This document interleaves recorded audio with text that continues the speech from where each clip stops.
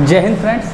तो आज के इस इम्पॉर्टेंट वीडियो में मैं आप लोगों से बात करने वाला हूं। जैसा कि अब मैंने आप लोगों को कल बताया था कि आपका जो सिलेक्शन बैच है यूपी SSC पेट का यहाँ पे लिखा हुआ है, उसका सिलेक्शन बैच आप लोगों के सामने बेहतरीन वे से पेश किया जा रहा है। ठीक है, इसमें आपका जो है यहाँ हिंदी का सिलेबस लिखा हुआ है आपका, और हिंदी का सिलेबस आपको पता होगा क्या क्या आपका आने वाला है हिंदी में। साइड में आप भी देख सकते हैं, साइड में लगा हुआ है, ठीक है, उस पर देख सकते हैं कि आपका हिंदी का सिलेबस यहाँ पे लिखा हुआ है। और जहाँ पे संधि पढ़ना है, फिर विलोम शब्द पढ़ना है आपको, फिर वाक्यांशों के लिए एक शब्द, ये सारा कुछ बेहतरीन वे से आप बस अपना समय निकाल के इस बैच को दीजिए और आपका सिलेक्शन 100%, क्योंकि इसका जो नेम रखा गया है सिलेक्शन बैच, ठीक है, पेट सिलेक्शन, तो आपको सिलेक्शन 100% हमारी टीम के द्वारा आपको दिया जाएगा। ठीक है, बस आपको भरोसा रखना है और बेहतरीन वे से पढ़ना है। हालांकि समय कम बचा हुआ है, बट जितना भी समय है वो पर्याप्त समय बचा हुआ है। ठीक है, तो आपको मेहनत करते रहना है, क्योंकि मेहनत करने वाले ही विकास करते हैं, सफल वही होते हैं जो प्रयास करते हैं। ठीक है, तो आपको प्रयास करते रहना है। और यहाँ पे अब चलते हैं, हिंदी की क्लास स्टार्ट कर लेते हैं बिना समय गंवाए। तो हिंदी का सिलेबस क्या है आपका? संधि। तो मैं सबसे पहले संधि को स्टार्ट करूंगा, फिर विलोम शब्द, और फिर जैसे कि आपका सिलेबस आगे बढ़ता जाएगा उसी हिसाब से यहाँ पे। और इसके बाद अब मैं आपको बता दूं कि जितनी भी आपकी सब्जेक्ट हैं पेट में, सारी की सारी आपकी सब्जेक्ट चलाई जाएंगी। और कुमार मोहित सर मेरी टीम के द्वारा वो भी कुछ सब्जेक्ट जो है पढ़ाएंगे आपको। ज्योग्राफी हो गई, ठीक है, तो ऐसे ही मैं आपको यहाँ पे टाइम टेबल बता दूंगा उसका। ठीक है, तो ये आपका सिलेबस है, यहाँ पे आप लोग देख चुके होंगे, ठीक है, सिलेबस, और सिलेबस आपको पता होगा सिलेबस। तो मैं अब चलता हूँ, संधि आपको पढ़ाने वाला हूँ। ठीक है,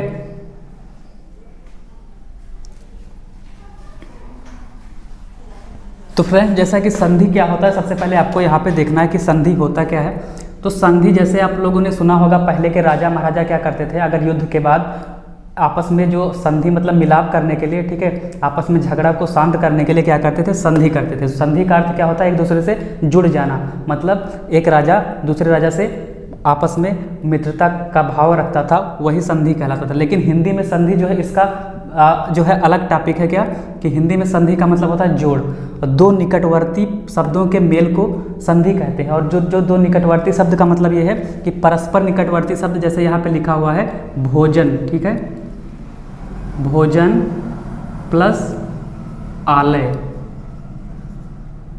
अब देखिए निकटवर्ती शब्द कौन से हुए? ये वाला निकटवर्ती, निकट में जो लास्ट का निकट है, और ये आपस में दोनों निकट निकट हैं, ठीक है, मतलब पास पास के।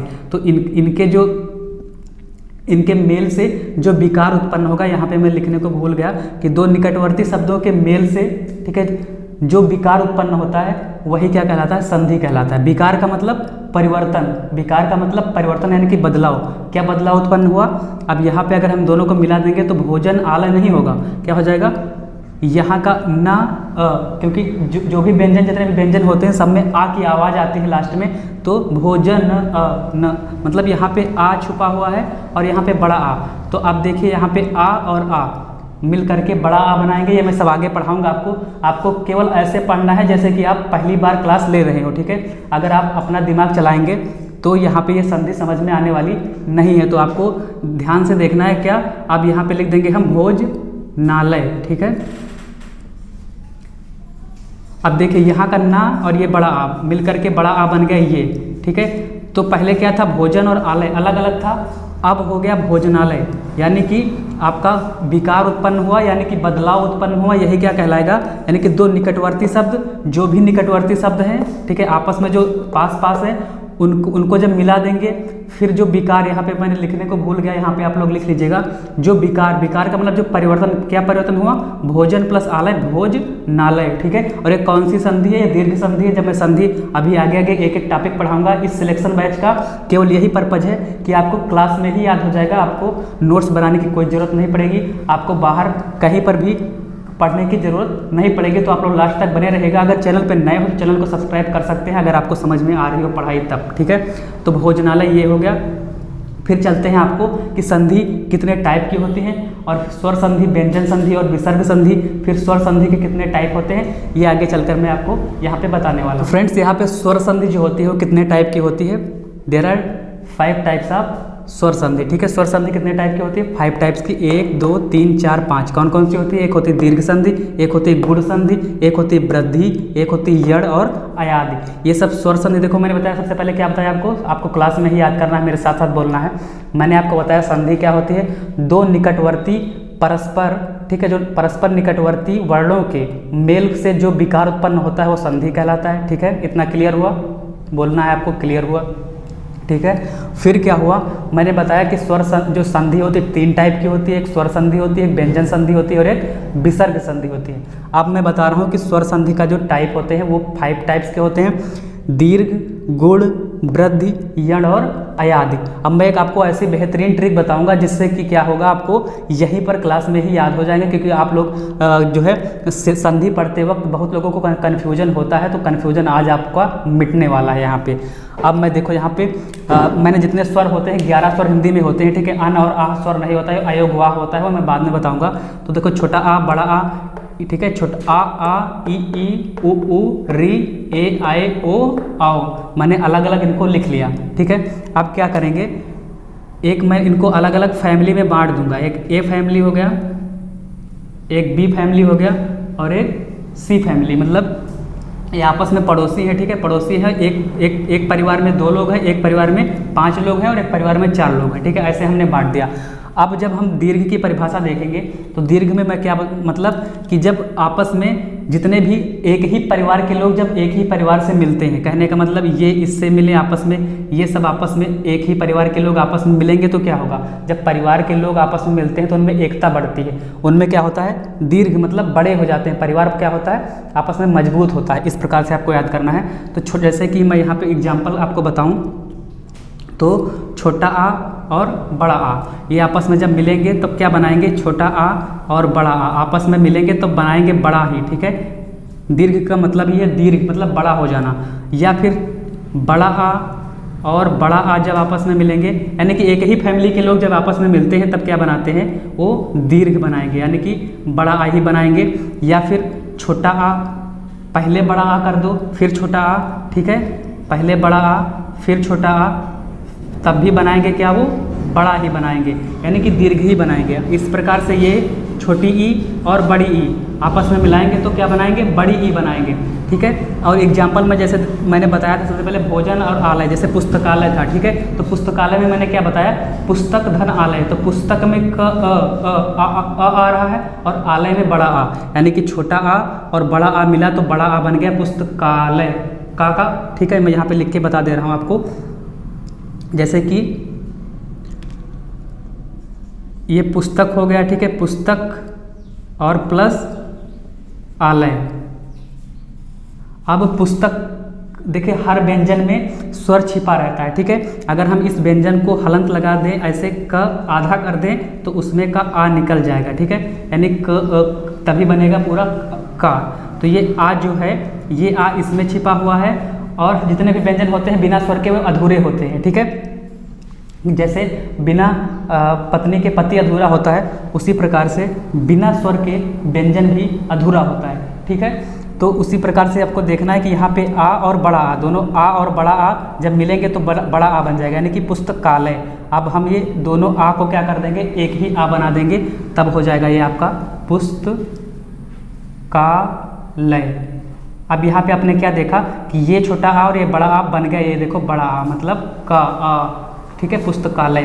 तो उम्मीद करता हूँ कि आपको स्वर संधि जो है, स्वर संधि का पार्ट है दीर्घ समझ में आया होगा। अभी मैं इनके एग्जाम्पल जो है आपको देने जा रहा हूँ इस वाले के। ठीक है, तो फ्रेंड्स अभी आपने देखा कि मैंने दीर्घ संधि का उदाहरण देके आपको समझाया। ठीक है, छोटा आ बड़ा आ कैसे आपस में मिलेंगे, इसी प्रकार से ई आपस में मिलेंगे, ऊ आपस में मिलेंगे। ठीक है, और ए आए जो एक ही स्वर मतलब एक ही स्वर कंठ से निकलते हैं, जैसे ए ओ, ठीक है, ओ आओ, इस प्रकार से ई उ अ एक ही तरह से निकलते हैं जो वर्ड, ये अब जब आपस में मिलेंगे तो क्या हो जाएगा, दीर्घ हो जाएगा। ठीक है, यानी कि अपने ही परिवार में जब मिलेंगे तो एक आपका दीर्घ हो जाएगा। और गुण क्या होता है, ये दूसरे के परिवार में घुसना चाहते हैं, कैसे, यानी कि जब ए वाला बंदा, ये ए इसमें का और ये बी, जब ये दोनों आपस में मिलेंगे तो क्या बनेगा, आपका गुण संधि बनेगा। कैसे बनेगा, यानी कि यहाँ का आ और यहाँ का ई, तो क्या होता है, आ और ई ए होता है, आ ई ए बनता है। ठीक है, ए की मात्रा कैसे होती है, एक मात्रा एक ही मात्रा, ठीक है। तो ए बनता मतलब छोटा बनेगा, और वृद्धि में क्या होगा, जब वृद्धि पढ़ाऊंगा, वृद्धि और यड़ और अयाद ये कल पढ़ाऊंगा मैं, इनका सूत्र आपको बताता चलता हूँ। ए प्लस बी यानी कि ये दोनों जब आपस में मिलेंगे तब गुण बनाएंगे, और ए प्लस सी, ठीक है, ए के साथ जब सी मिलेगा तब क्या बनाएगा, वृद्धि, यानी कि आ और ए, तो हो जाएगा आपका ए, बड़ा मतलब बड़ा बनाएगा। वृद्धि का मतलब एक मात्रा की वृद्धि हो जाती है। और यड़ और अयाद ये मैं आपको कल बताऊंगा, ठीक है। तो ए प्लस सी इतना ही आपको, जितना मैं बता रहा हूँ उतना आपको रिवीजन करके जाना है, और इसके मैं एग्जाम्पल भी कल ही आपको करवाऊंगा, ठीक है। मैं एक एग्जाम्पल आपको यहाँ पे बता दे रहा हूँ।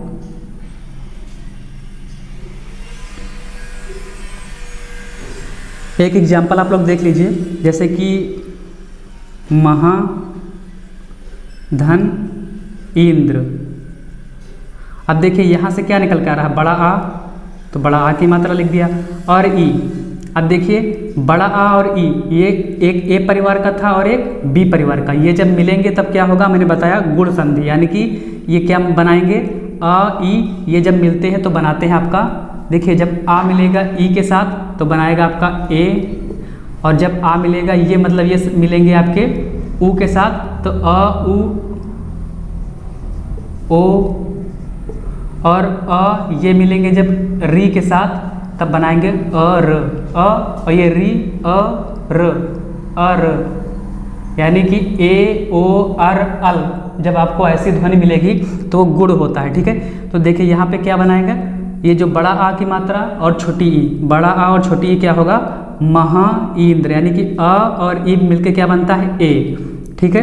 तो ए यहाँ पे बना दो तो म हा, अब ये दोनों गायब हो जाएंगे क्योंकि इनका हम क्या करेंगे, ये मतलब आपस में निकटवर्ती शब्द हैं, इनको मिलाएंगे तो इनका विकार होगा, मतलब परिवर्तन होगा इसमें। तो हा में हम लगा देंगे आ और ई मिलकर बनेंगे ए, और ए की मात्रा ऐसे होती महेंद्र, महेंद्र, ठीक है। उम्मीद करता हूँ कि आपको यहाँ तक समझ में आया होगा, गुण तक, और बाकी के जितने भी मैं आपको केवल ऊपर ऊपर अभी बता रहा हूँ, अभी मैं संधि के अंदर नहीं घुसा हूँ, ठीक है। जब संधि के अंदर पूरे एग्जाम्पल के साथ बेहतरीन वे से हर एक एग्जाम्पल बताऊँगा। ऊपर ऊपर भी मैंने बताया है कि जिनको भी थोड़ा बहुत आइडिया हो जाए कि किस प्रकार से आपको इस बैच में जो है पढ़ाया जाएगा, ठीक है। अभी दीर्घ, गुण, वृद्धि, यड़, अयाद के ढेरों एग्जाम्पल आपको यहाँ पे बताए जाएंगे, प्रैक्टिस सेट करवाया जाएगा, सारा चीज़ करवाया जाएगा, ठीक है। तो उम्मीद करता हूँ आपको ये वीडियो जो है समझ में आया होगा। वीडियो समझ में आता हो तो कमेंट सेक्शन में ज़रूर आप लिखिएगा अपनी कमेंट, और जो भी कमी हो वीडियो की वो भी आप लोग उसमें लिख सकते हैं, ठीक है। और जिस टॉपिक पर आपको वीडियो चाहिए उस टॉपिक को भी आप लिख सकते हैं। तो अब मिलते हैं नेक्स्ट वीडियो में, तब तक के लिए जय हिंद, जय भारत।